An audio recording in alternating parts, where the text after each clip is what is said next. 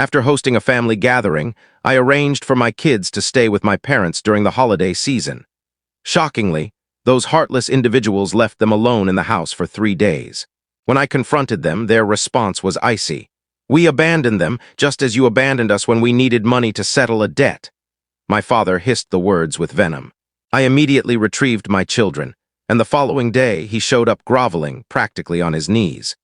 The last family reunion had ended in chaos, with my father storming out, slamming the door so hard it rattled the kitchen window. We didn't speak for months after that. The root of our conflict was always money.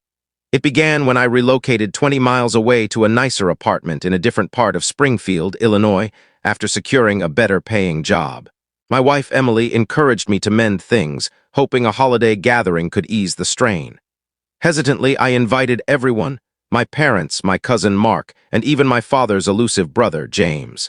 The evening started stiffly with strained smiles, but it was bearable. The kids were playing, dinner was served, and for a fleeting moment it felt like a real family. Then someone mentioned the debt. My father shot me a piercing look, demanding why I hadn't cleared their debt after my promotion. I reminded him I'd offered a loan, but he wanted a handout. He launched into a tirade about family duty, insisting blood meant unwavering support. That sparked Emily's anger and the argument erupted. My father snapped that if I didn't value family, I should stop acting like I did. I stayed quiet, gathered the kids, gave Mark a nod, and walked out. The next day, I still dropped the kids off at my parents' place. It seems inconsistent, I know, but it was only for 3 days while Emily and I attended a work conference in Portland. My mother had pleaded for another chance, saying she longed to see the kids. We left detailed instructions, filled the fridge, and provided emergency numbers. It was just 3 days. Then our neighbor, Tom, called.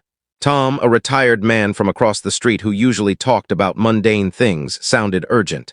I could hear my kids sobbing in the background.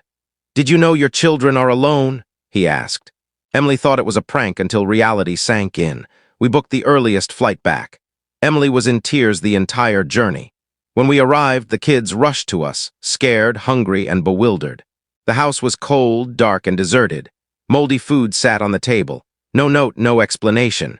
They had left my children for 3 days. The front door was unlocked.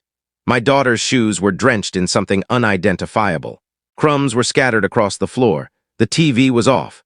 My youngest had cried so much his voice was hoarse. My eldest kept asking if they'd done something wrong.